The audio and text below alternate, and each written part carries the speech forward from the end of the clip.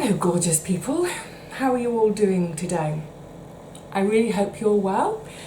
I am. I'm quite happy to be at home doing this with you today though, because it's pretty grey and damp outside.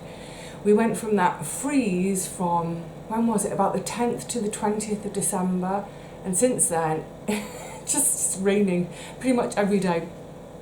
Never mind, I'll get back to the garden soon. It's fine. There are things to do indoors. It's the beginning of the year, so for me it's my time to get on with the accounts, with budgeting, all things money. So that's what I'm going to share with you all today. And I suppose I was thinking about this the other day. It's a continuation of, or maybe a slightly deeper dive into things from when we started that series back in, I think it was March, on having a no spend or low spend year. Although, yeah, I think I started that series in March, which is like, oh yeah, a bit late to the party, Vivi. But what I was reflecting on is, you know, in some ways it's easy to have a no spend January, because frankly, most folk are broke after Christmas. I really hope you didn't put yourself into debt for Christmas. It's not worth it. But yeah, I think it's, you know, it's easy to have a no spend month, no spend January. But what's it like to have a no spend year, or at least a low spend year? And for me, just getting back to basics, because it does feed into this budget, for me it always comes back to that very simple question: do I really need it? So for me, a no or low spend year means the only spending I do is on the absolute necessaries, which is all the bills, which we're coming on to, and food. That's it. That's all you need. You know, I don't even include clothes in that list, with a couple of exceptions though, because I'm willing to bet that the vast majority of you have cupboards full of clothes. You don't wear half of it. You really don't need any new clothes, except for, my exception at the end of last year was, of course, the thermals. I allowed those as an exception because I wouldn't survive the winter without them, frankly, with no heating on. It's not too bad today because I've been cooking in the kitchen. Well, in the kitchen, obviously. I have been cooking earlier today, and it's warmed the room up. But yeah, the thermals were an allowable, because firstly they get me through this winter with no heating on. Secondly, they will do for years and years to come. My other exception would be, I think if you only owned one pair of shoes, literally only one pair of shoes, and they wore out beyond repair, then yeah, you know, that would be an emergency purchase of a new pair of shoes, because, you know, walking about barefoot, that's okay in the summer. I don't even know that I'd walk down my own high street barefoot. I probably wouldn't, but yeah, a pair of shoes allowable. But otherwise, yeah, I don't budget for clothes in this low spend budget for a whole year. It's literally bills and food, and then hopefully there is spare and we can do something good with the spare, such as, you know, paying down that mortgage, paying down credit cards, because since starting that series back in March, this is true for the UK, I don't know about other countries, excuse me, but our interest rates have shot up, which, you know, that's great for savers, although I have to say that hike in interest rates hasn't really been passed on to savers. But for most of us it's bad news, because most of us are borrowers. Our mortgages, our credit cards, etc. So I think a low spend to no spend, in a way I would say that what I do, it's like a no spend year. I can't truly say that though, because I'm spending on bills and food. But outside of that, it's no spend. I think, yeah, more than ever, that's pertinent for this year with the way all the bonkers prices have gone. So always come back to that thing of, what's my goal? Why am I why am I doing without? And hopefully it's to get rid of some of your debt or to purchase a big money item. Last year my example was that big fridge freezer, whatever it is. And I think lastly on that, before we actually move into the budget, hopefully I know that loads of you have already got this habit because you told me, but that habit of if you've got something in your hand and you're about to buy it, to say to yourself, do I really need it? And fundamentally, you know, people have asked me over the years, you know, especially with clothes when I was doing my decluttering, they're like, yeah, but don't you get bored wearing the same things? Don't you just want to go and buy something new? No, I'm perfectly okay. My clothes are adequate. I like them. They either keep me warm or they keep me cool in some whatever it is. If your only way of being happy is to go and buy something, you need to find other ways to make yourself happy other than going and buying stuff you do not need. Yes, it may make you happy for a split second in the shop, but a few days later it's going to make you miserable if it's put you further into debt. And I'm even including in that charity shopping. I mean, I have known in the past folk who are, I would say, addicted to charity shopping, in the same way that you might be addicted to using food or alcohol to make you happy. Buying, 17 China horses in the charity shop every week is not healthy. Don't do it. You don't need them. Have one China horse. I've got a little China horse. It's a childhood memory. Anyway, we get all that point. So, and also, as we talked about last year, I know, excuse the phone, I'm just going to check. No, I don't need to attend to it, sorry. I know that for a lot of folk, the idea of doing kind of anything to do with numbers is hideous and terrifying. I know that for a lot of people, getting all your bills out and getting organised is terrifying. Bite the bullet and do it, because I would say worrying about the bills that you're shoving to the back of the drawer, that's more terrifying than actually facing it. It might take you a whole day to get organised with the things I'm going to suggest. It might take a whole day. But once you've done it once, then it should be much easier to keep on top of. And for me, now this annual bit that I do today, I mean, it'd probably take me an hour. If I wasn't going to be talking to you all about it, yeah, I'd rattle through it in the course of an hour. So I've got all my paper bits to hand, I've got my computer on, so I've got where I've got online banking, I can adjust things and make it all right for this year. Everything is to hand.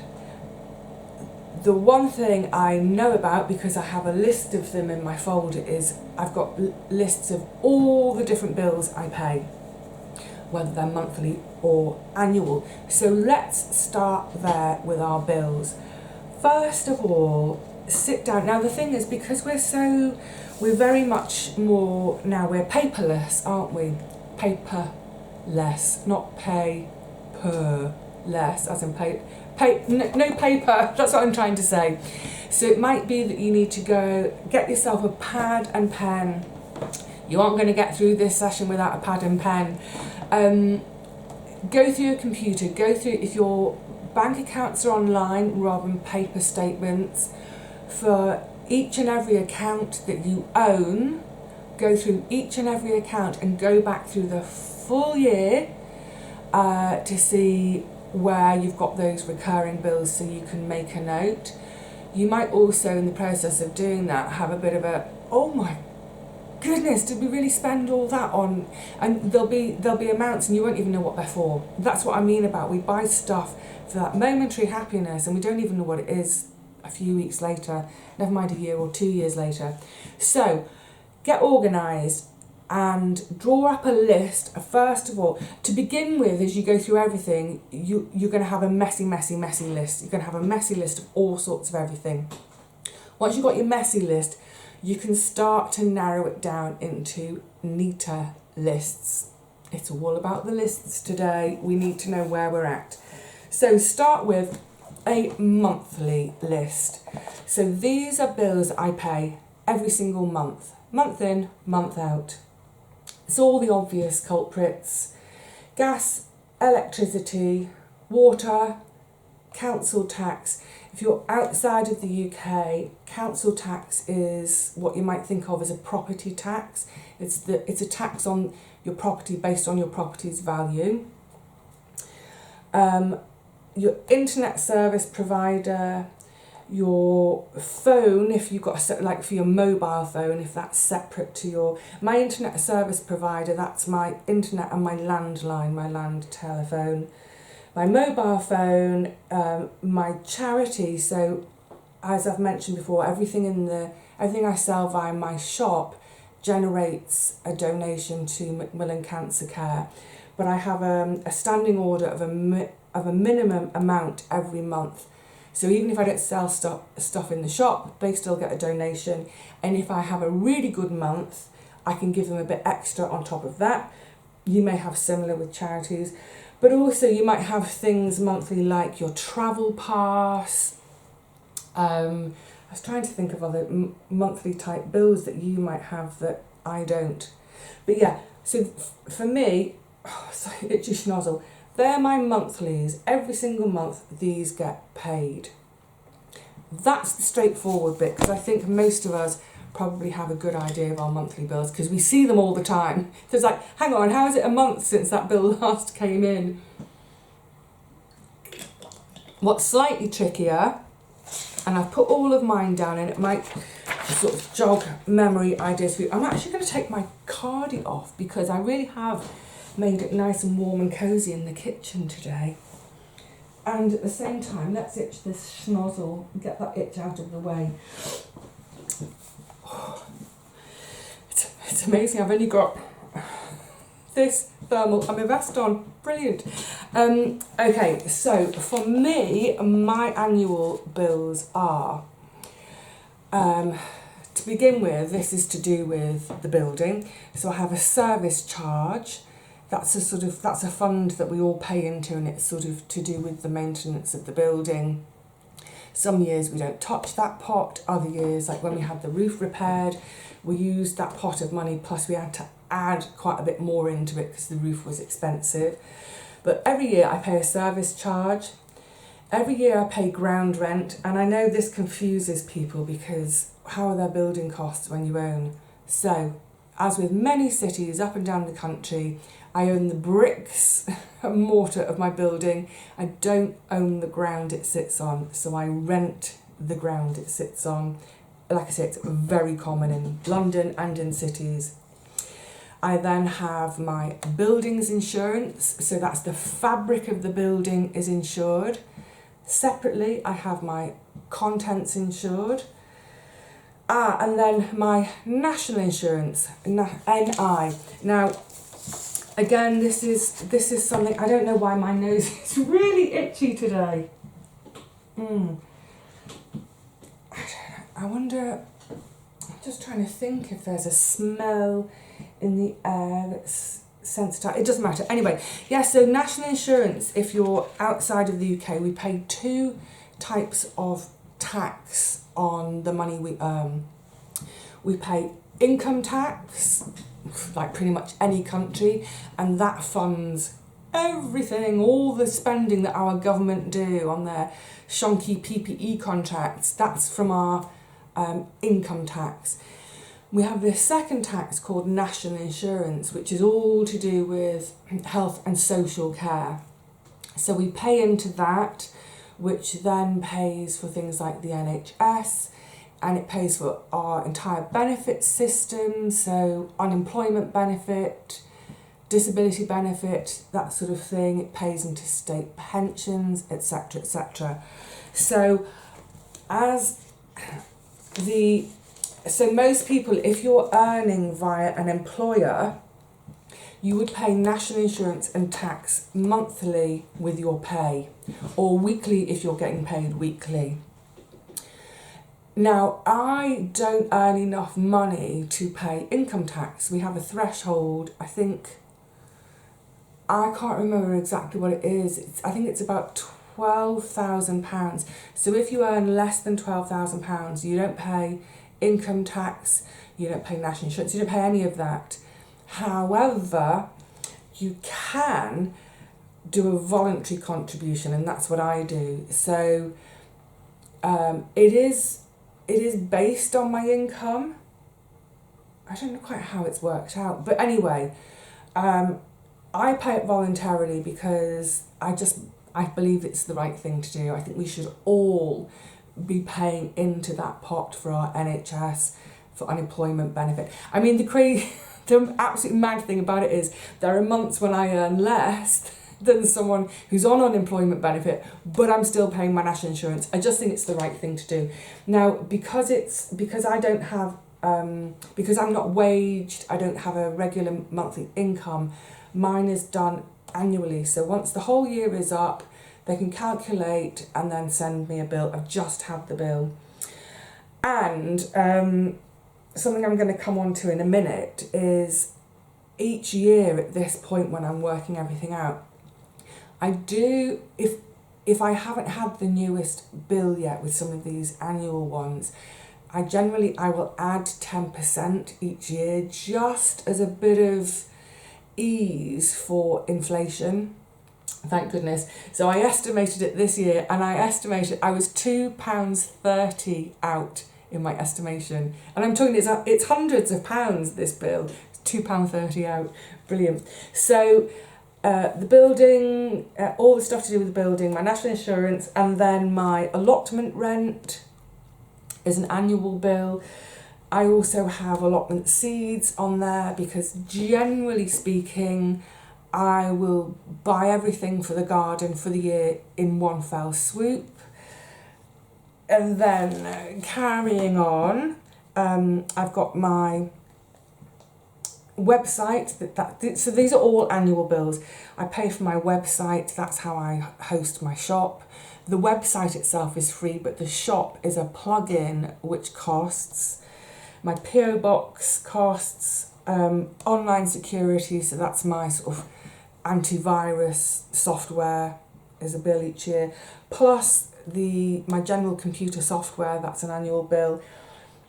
I also have in here my boiler service because, there are some people would say, don't bother, especially when it was a new boiler that first year, why have it serviced? But I do, partly because having an annual service keeps it in warranty. That's part of the deal with the warranties, to keep it in service. But also because it's a really important bit of kit, it's an expensive bit of kit.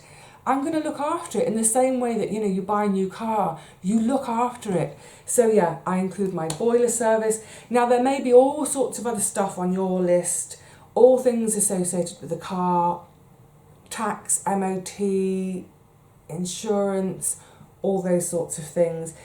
Pets, that's another one where, you might want to think about, the annual bills such as your pet's annual vaccinations or their booster shots. Pet insurance would probably come under the monthly bills. Anyway, so we've got our lists, we've got our monthlies and we've got our annuals. With your annuals, obviously put the amount next to them, and with things like, some of them are fixed amounts that don't change, I know that, but things like the insurance, national insurance, all the computer stuff, generally each year when I sit down to do this, I'll add 10% to what was the previous year. It just it has cushioned me over the years, so I don't get a shock the following year, because if you've got 10 items, and let's say that each one goes up by 10%, and that is 20 quid.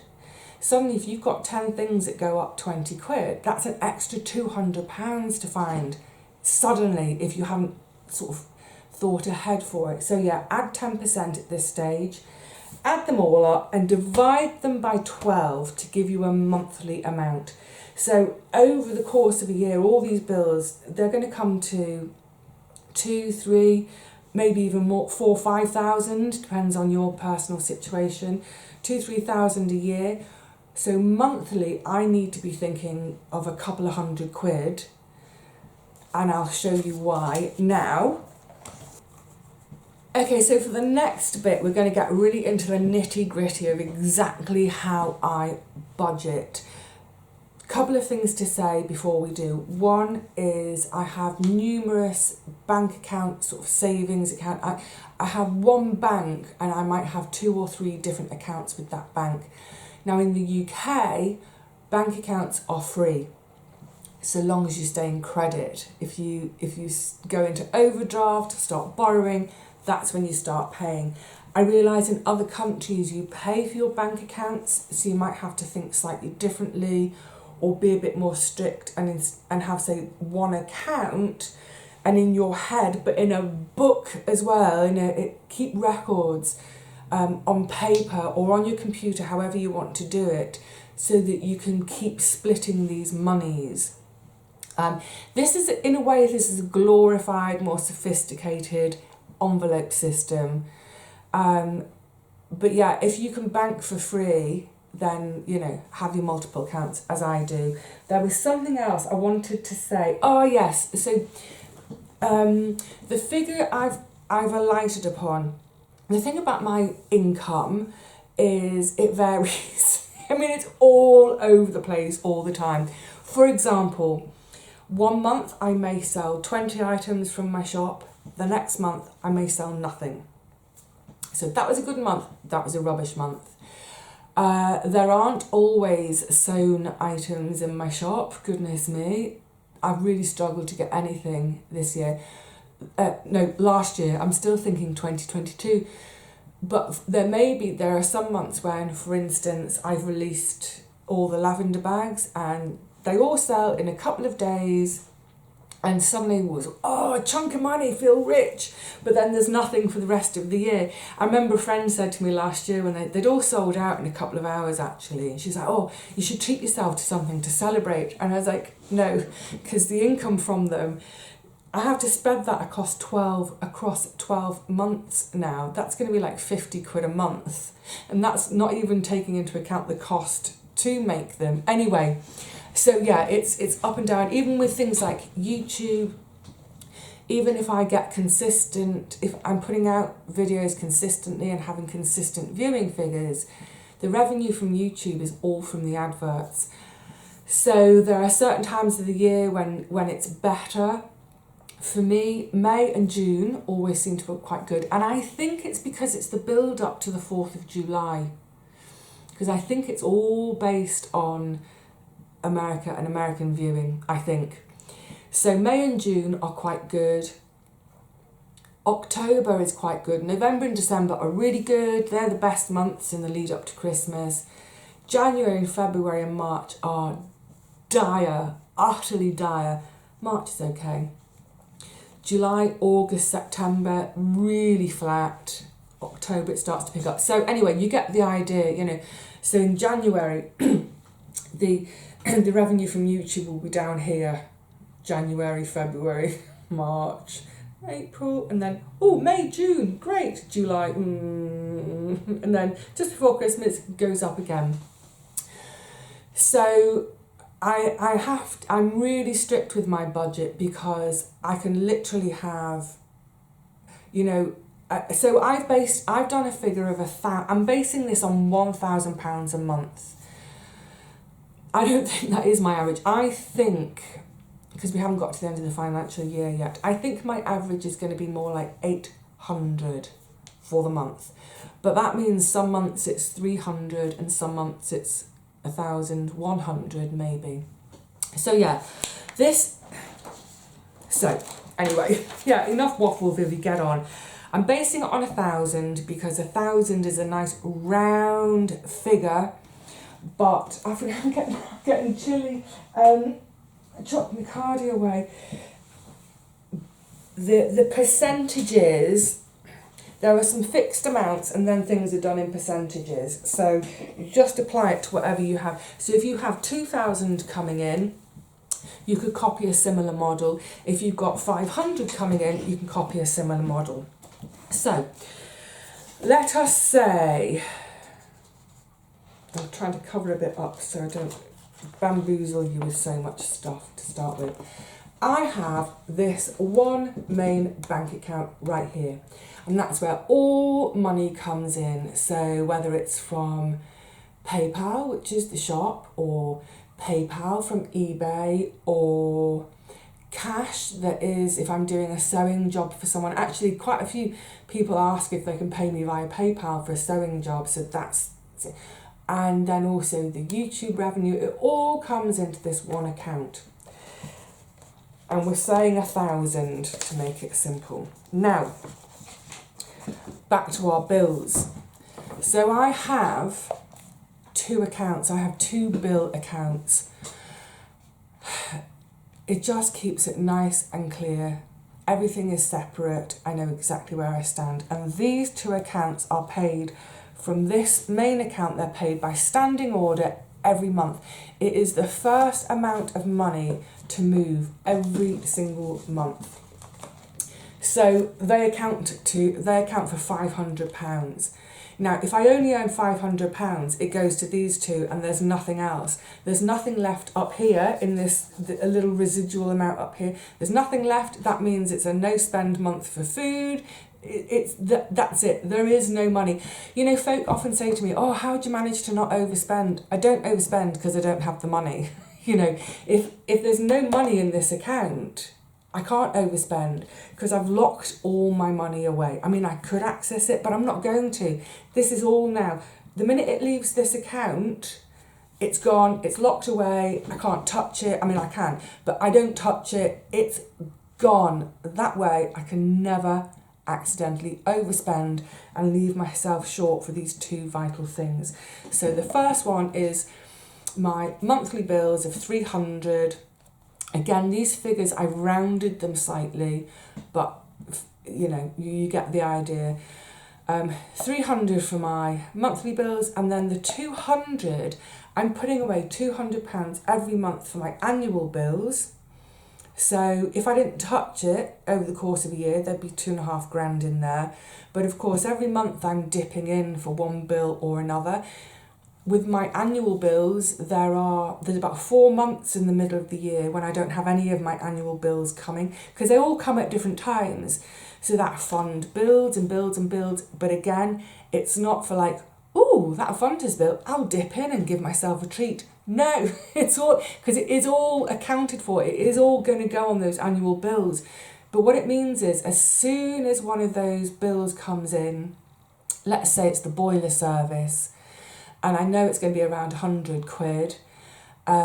So from this fund that's been saving and saving and saving, and of course I'm going to accrue a little bit of interest as well because it's a savings account. This one isn't, because it's all direct debits to my bill, the people I pay bills to. Can't do that via savings account. This is savings. But when I know my boiler guy is coming, he's coming in a couple of days' time, I just, from, let's say there's £600 that's built up in there, I draw 100 of it back down into this sort of what you might call a checking account. It's a current account. I draw 100 down into here, so when my boiler guy turns up, I go, there you go, there's your £100. Dead easy. It's disciplined, it's simple. It means I'm never ever struggling for a bill. This is my absolute priority every single month, and I cover it every single month, even if I have a really tight month. And that's when we go into the next 2 accounts. Yeah, there's 2 more. Here they are. So, and in a way, I've laid these out in descending order of importance. I mean, these 2 are sort of equal. I've then got a 3rd account, and this is what I call my emergency pay account. Oh, my camera might not like all the writing. So I've got an emergency pay account. I'll just put that down for a second. It's awkward. Sorry, let me just show you the figures as well. That's got 200 emergency pay, and my emergency kit is 100. These 2, monthly bills, annual bills, they are fixed amounts. They go in every month, whatever. But let's say it's a month when I've earned £600. So there's the 500 gone. I might have 50 left up here for food for the month, and then the other 50 I just divide equally between these two funds. So the emergency pay fund, again, it's something I've spoken about a couple of times, I think.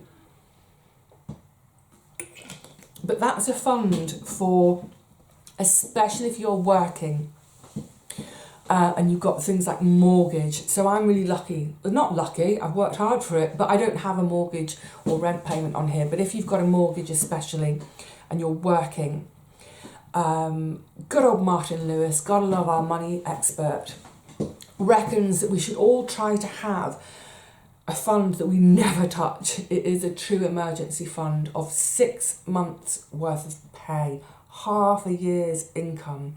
It's a lot of money to save. Start doing it now. But the idea is that if the worst happens and you get laid off, you lose your job, you're still going to have all your monthly payments to make. You're still going to have to pay your mortgage, etc., etc., etc.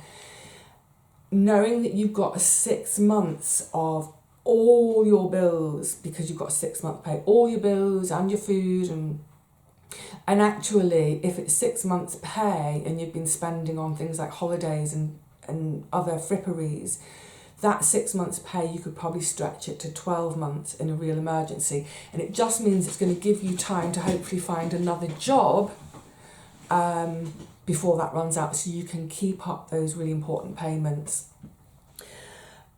So in my position, it's not that I'm going to lose my job because there's no one to sack me. Vivi, you're sacked. Oh no. Sack myself. But what's really important for me, and the reason I have that fund, pardon me, is sickness, illness, accident. Because I'm not waged, I don't have any, I don't get holiday pay, I don't get sick pay. So there were a couple of times last year when my video output dipped, hospital and then COVID as well. My output dipped by, I think, 2 or 3 videos on each occasion. So that was a chunk of my income just boom, dropped. That emergency pay is there to cover me. I actually, in the end, I didn't need to dip into it, which is really good. During 2020, that first year of the pandemic, the YouTube income for everyone, it fell through the floor. It was as low as when I very, very first started doing YouTube, and it meant that the income from YouTube, it didn't cover my bills. And that was oh my goodness, that's what I built and built and built. So suddenly I wasn't being able to cover my bills anymore. And obviously I had other little bits coming in. But again, having an emergency pay fund is really important. If you can, aim for 6 months. But as I said, with the amount that I put away into that fund, as I've mentioned here, these two are sort of from here, standing order, same amount every month, no excuses. They never ever, no excuses, no nicking, no dipping in, never. These two, the emergency pay and emergency kit, they're on a sliding scale. So, or even things like if I get some birthday money from my mum, and I think, which fund, the pay fund or the kit fund, that one's quite low, I'll put it all in there, or I'll split it 50-50. More often than not, I just split it 50-50. Emergency pay, really important. Then my other emergency fund, I've just called it my emergency kit fund, but that's for all of life's unknowns that are always around the corner. There's always something, isn't there? Whether it's the washing machine breaks, the boiler breaks, and it's not repairable, or, like I've got my boiler service as an annual charge. It's only happened once since I've had this. I can't remember how old this boiler is now. It's maybe 7 years old. I keep thinking it's new because it's the newer one. But I did have to, one part did have to be replaced. And I think it was about 80 quid. So that came out of this emergency fund. So washing machine, boiler, etc., etc. But what I've often talked about, and it's really important for me, it's a computer, a camera, a sewing machine. These are the ways that I generate my little bit of income, so I have to protect these assets. They're really, really important. I mean, I would hate it if it happened, but literally right now, if my computer broke, I took it in for repair, they said I can't repair it, right there and then, I'd be able to buy a new one, bring it home and carry on working. It's vital. I think, I don't know what is wrong with my schnozzle today. I do apologise. Yeah, if you are essentially self-employed, what do you use to generate that income? That has to be a priority in your thinking in terms of, literally today, if my computer, my camera and my sewing machine broke, I wouldn't be able to replace all three in one go, because I did have to use that fund to pay the lawyers because of the lease issue, but I could pay for, I think I could just about do a new camera and a new computer. It's not a fancy computer, this laptop. I think it was about 450 quid. I don't do fancy stuff. But yeah, I would replace the camera and the computer over the sewing machine because the videos are a more regular thing for me than the sewing. Anyway, you get the drift. So, 5 accounts. My current account, everything comes in. This is sort of a current account too. Standing orders to these, all my bills paid monthly by direct debit. I don't have to think about it, but I do look at them and check them every single month. Of course I do. This one is actually a savings account, so I generate a bit of interest on it. And when one of those bills is coming up, I just draw the money down into my current account and pay it from there, either by cheque, by bank transfer, whatever it is. Easy peasy. The last 2 accounts, they're both savings accounts as well, so I can get whatever, any little bit of interest I get, I'm going to get it on these accounts. In sort of descending order of importance, all my bills first, and then my emergency, my backup. So that's 5 accounts. Now, if you can, as I have, there's a 6th one at the bottom, and it's a really important one, I think. The fun fund. Yay! I haven't had a fun fund for ages. My old fun fund became my emergency kit fund. But earlier this year, you remember when we were doing all sort of talking about finances and stuff back in March, I opened my little post office savings account, proper old school. And what I was tending to do was, generally my little routine, my habit, on a Monday I withdraw 40 quid in cash from the bank. I go into the bank now. I never use cash points if I can help it. After my cards went a bit wonky, I go and get my 40 quid. There's my tenner for food, or 12 quid. And the rest is for paying for postage, for the shop stuff. It pays for, I go on the hunt for stock for the shop. All the rest of it is kind of business. And if I don't spend all 40 quid that week, say I've still got a tenner in my purse the following Monday, I'll only withdraw 30 in cash. So I've still got 40 to start the next new week with. But what I was doing with the post office was, whenever I went in there with parcels, say the amount on the parcels, I've got a £20 note, and the amount would be, £17.40 for the parcels. I'd put the change, I'd pay the change into my little savings account. I had a bit of birthday money, that went in there. So just little bits and bobs here and there. I think I did a sewing job for someone. I really hated it. It was curtains again. I really hated it. I got paid 20 quid, which was not enough. It's my own fault. That's all I charged. I put that into the fun fund, and that paid for the trip for my sister and I to go with our Auntie Teapot road trip. Brilliant. And so that fun fund, I emptied it. I emptied it for that trip, but I'm putting little bits in it again. Like same with the penny jar. When I emptied that, I could have put that into my savings. I didn't. I did the whole food bank thing with it, but I gave myself a bit extra in terms of food spending for Christmas. Brilliant. But yeah, a fun fund. And I think next year, I keep saying next year, we're in next year. It's always weird, isn't it, when we go into a new year, of having to get our heads around not saying next year. I had to write a load of checks the other day for my annual stuff for the building, ground rent and all that kind of stuff. And it's like 23, it's not 23, I still wrote one check, 2022, never mind. But yeah, I think this year, and more so going into next year, that fund might actually be renamed. It doesn't have to be renamed, just made it up, innit? A sort of like a travel fund, because especially if our lovely Richard and Paul end up moving up north, I'm going to need to have a few train fares a year, aren't I? Because I'm not letting them slip out of my grip that easily. So yeah, for things like that, have a fun fund. Maybe that can be your treats for a tenner fund, whatever it is. Even if, literally if it's £1 a week that you can put into your fun fund, at the end of the year, that's 52 quid. We can all do our maths.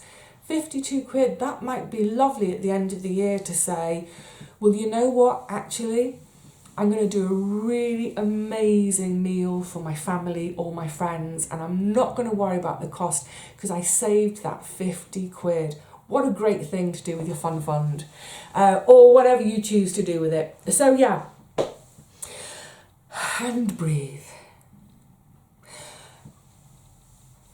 Yeah, like I said right at the beginning, I know that there are loads of folk who absolutely hate anything to do with numbers. Numbers scare them. I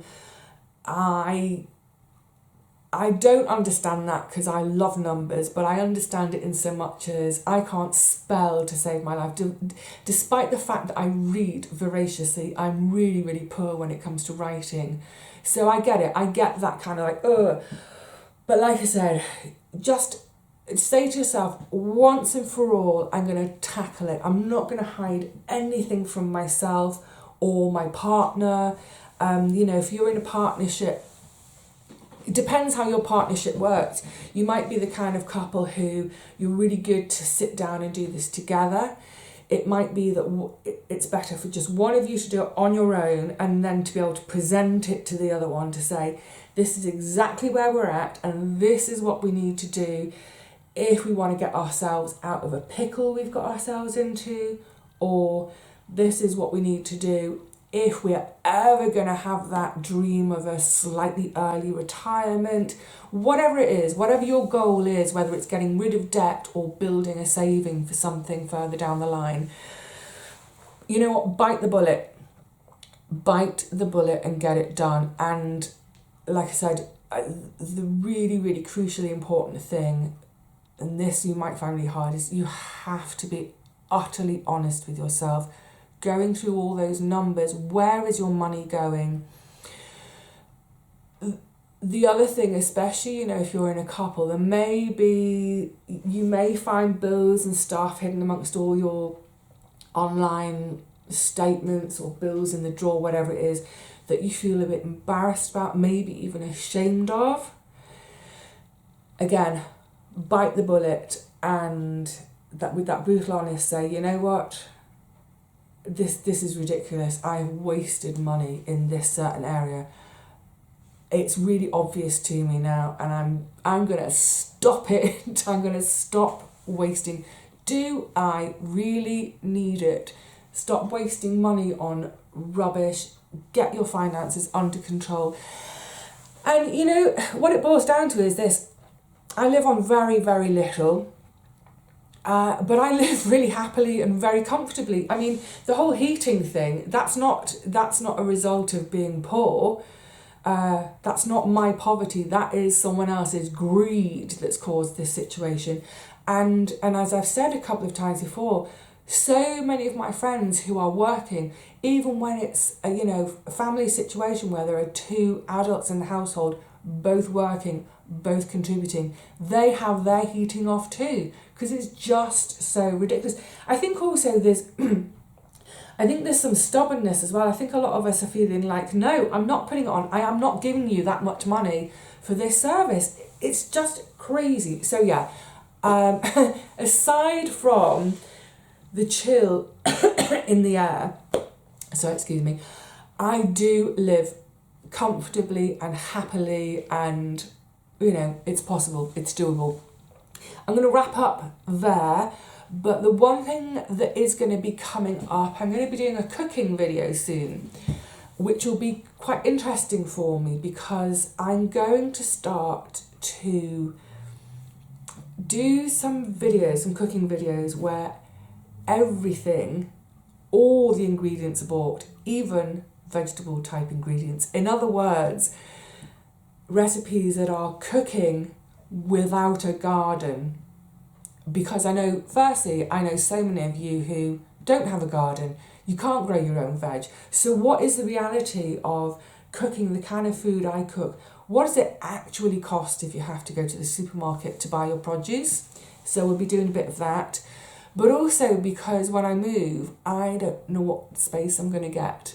But almost certainly I won't have a garden as big as the allotment. And besides, do I want to carry on trying to manage that bigger space, even if it's right outside my back door? I don't know. So yeah, the whole budget I've done for my year this year is going to have to flex and change a bit, because when I move, some of these costs, like service charge, ground rent, they may disappear completely, or I may still have those kind of costs, but they may be higher. So the whole budget I've just shown you, you know, when I move, it may change utterly. If it does, I'll do a catch up to show how that's changed and how I'm going to cope with it. And certainly, if it's a much smaller garden in future, I will have to budget more for food shopping. But yeah, so that's a video that's coming up. I'm going to do a recipe. I'm going to do a taste test comparison recipe, and it's going to be all shop bought ingredients. It'll be weird to truly cost out one of my own recipes for the first time in... I was talking about this with Paul the other day. I was trying to remember the last time I cooked a meal that didn't have at least one ingredient that I'd grown. Usually it's 90% my own homegrown ingredients. Yeah, it's going to be a bit of a shock to me, I think, possibly. Anyway, that's coming up. So for now, I hope all of this has been helpful today. If you do nothing else with all your accounts and everything at the moment, get these two bits looked at and sorted for the year ahead. Be ruthless with your paperwork. Be honest with yourself. And if it's all a bit, oh my God, if you're looking at things and thinking, what have I done? Why have I spent so much on frippery? Now is the time to cancel subscriptions and all that kind of stuff. And it might also be the time to ask a friend to come over to hold your hand. If you might find that you want to have a bit of a cry if you've been a bit silly over your spending over some things. But you know what, maybe at the end of the day, when you've got it all down, all sorted, all planned for the year ahead, treat yourself to a cheap bottle of wine. Go on, give yourself a treat. If this is the most hideous thing you can think of doing, get it done and give yourself a treat at the end of it for doing it. Last treat of the year until we get right to the end of the year and we get to treats for a tenner. Alright, gorgeosities, I will see you soon. Possibly in the kitchen, it might be the garden, who knows, but I'll see you soon. Until then, please look after yourselves, look after each other, and look after those finances. No hiding anymore. And keep asking yourself, do I really need it? Probably not. Lots of love until the next one. Cheerio.